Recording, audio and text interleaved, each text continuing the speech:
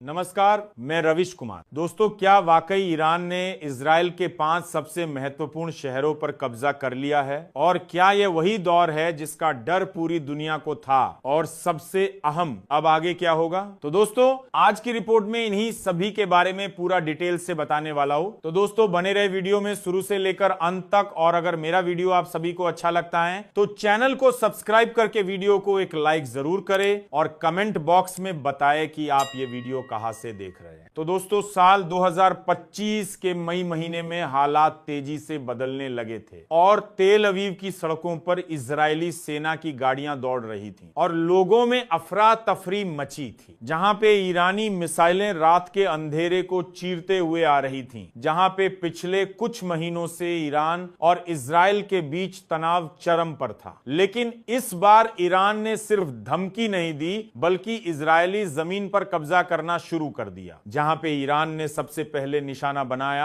उत्तरी इजराइल का औद्योगिक शहर हाइफा। दोस्तों, यहां पर तेल रिफाइनरी, बंदरगाह और महत्वपूर्ण सैन्य अड्डे मौजूद हैं। जहां पे रात के करीब 2 बजे ईरानी विशेष बल हाइफा के बाहरी हिस्सों में घुस गए और रॉकेट हमले हुए। ड्रोनों ने बिजली की सप्लाई ठप कर दी और फिर 24 घंटे के भीतर हाइफा का प्रशासनिक नियंत्रण ईरानी फौज ने अपने हाथ में ले लिया। फिर इजरायली सैनिक पीछे हटने लगे और लोग शरणार्थी कैंपों की ओर भागने लगे, जहां पे यह कब्जा पूरी दुनिया के लिए चौंकाने वाला था। फिर हाइफा में सफलता के बाद ईरानी सेना ने दक्षिणी रेगिस्तानी इलाके बेरशेबा की ओर रुख किया, जहां पे से इजराइल का नेगेव क्षेत्र नियंत्रित होता है। जहां पे बेरशेबा में इजराइल की वायुसेना का बेस भी था, इसीलिए ईरान ने मिसाइलों से रनवे तबाह कर दी। फिर रात भर जारी हमलों के बाद बेरशेबा पर ईरान का झंडा लहराने लगा। फिर इजराइल के प्रधानमंत्री ने कहा, यह इजराइल के इतिहास का सबसे काला दिन है। फिर अशदूद इजराइल का सबसे बड़ा बंदरगाह है। यहां से देश की अर्थव्यवस्था का बड़ा हिस्सा चलता है। जहां पे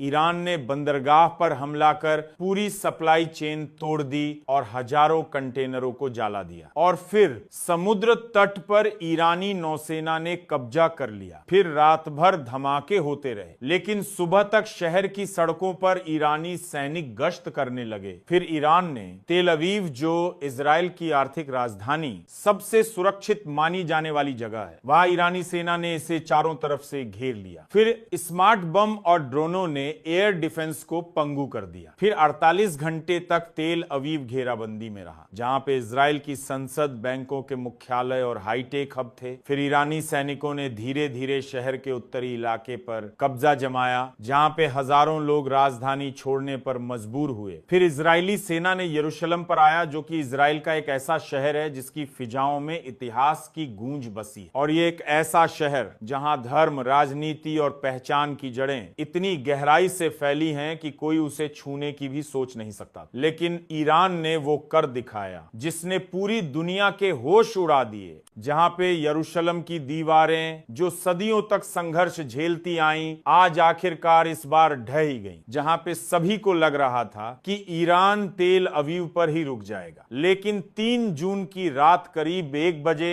इजरायली इंटेलिजेंस को सूचना मिली को यरूशलेम की पश्चिमी सीमा पर सैकड़ों ईरानी विशेष बल घुस चुके हैं। जहां पे पहले तो किसी ने यकीन नहीं किया। लोगों को लगा यह कोई मनोवैज्ञानिक दबाव बनाने की कोशिश है। लेकिन जैसे ही सड़कों पर विस्फोटों की आवाजें गूंजी, ये अफवाह नहीं, कड़वी सच्चाई बन गई। जहां पे साइबर हमले से अंधा हो गया सिस्टम और यरूशलेम के आसपास एयर डिफेंस सिस्टम और कैमरों का एक जाल बिछा था, जहां पे ईरान ने इससे पहले ड्रोन और साइबर हमले शुरू कर दी। फिर कई कमांड सेंटर में अलार्म बजाते रहे, लेकिन डेटा फीड बंद हो चुकी थी। फिर सरकारी अफसरों की नींद टूटी तो उन्हें एहसास हुआ किलेबंद यरूशलेम अब खुली किताब बन चुका है। जहां पे रात के 2 बजे तक ईरानी सेना ने माउंट ऑफ ऑलिव्स और डेमास्कस गेट के आसपास किलेबंदी कर दी और यहां से शहर के पुराने हिस्से का पूरा नियंत्रण लिया जा सकता था। फिर ईरानी सैनिकों ने इलाके के चारों तरफ बख्तरबंद वाहन और एंटी एयर मिसाइलें तैनात कर दी। फिर रिहायशी इलाकों में माइक से ऐलान शुरू हुआ कि यरूशलेम अब ईरानी नियंत्रण में है, जो भी हथियार डालेगा उसे सुरक्षित बाहर जाने दिया जाएगा। फिर लोग डर के मारे घरों में दुबक गए और कई यहूदी परिवार अपनी पवित्र किताबें और जरूरी सामान लेकर नीचे तहखानों में जा छुपे। छुपे। फिर यरूशलेम के वेस्टर्न वॉल और टेम्पल माउंट इलाके में इजरायली स्पेशल फोर्सेज ने मोर्चा लिया, जहां पे उनकी कोशिश थी कम से कम धार्मिक स्थलों को बचाया जाए। फिर रात भर गोलीबारी होती रही, ईरानी ड्रोन लगातार ऊपर मंडराते रहे और बख्तरबंद गाड़ियों पर मिसाइलें गिराते रहे। जहां पे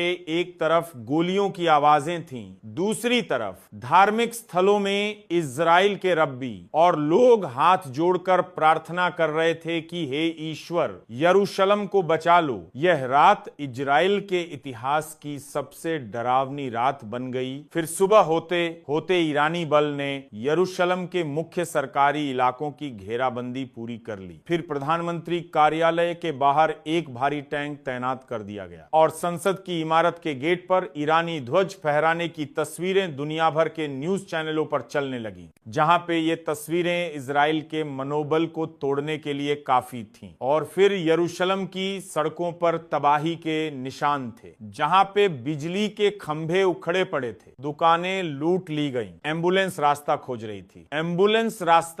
रही थी और लोग अपने बच्चों को सीने से चिपकाए शरण लेने की कोशिश कर रहे थे। फिर रात भर अस्पतालों में घायल सैनिकों और नागरिकों का तांता लग गया, जहां पे खूह से लथपथ लोग पूछ रहे थे हमारा कसूर क्या था। फिर सुबह 9 बजे इजरायली सेना ने आखिरी बार पलटवार की कोशिश की, जहां पे हेलीकॉप्टरों से मिसाइल दागे गए, लेकिन ईरानी एयर डिफेंस इतना मजबूत था कि कुछ हासिल नहीं हुआ। फिर दोपहर तक इजरायली सेना को आदेश मिला, जान बचाओ, यरूशलेम को अस्थायी रूप से खाली करो। फिर यह आदेश इजराइल के लिए किसी हार के ऐलान से कम नहीं था। जहां पे दोपहर 1 बजे यरूशलेम की प्राचीन दीवारों पर ईरानी सैनिकों ने अपना हरा सफेद झंडा फहरा दिया, जहां पे यह पल इतिहास में हमेशा के लिए दर्ज हो गया। फिर वॉशिंगटन, लंदन, पेरिस, हर जगह लोग टीवी पर यरूशलेम की तस्वीरें देख रहे हैं। फिर संयुक्त राष्ट्र ने आपातकालीन बैठक बुलाई, लेकिन तब तक यरूशलेम पर कब्जा पूरा हो चुका था, जहां पे यरूशलेम जिसने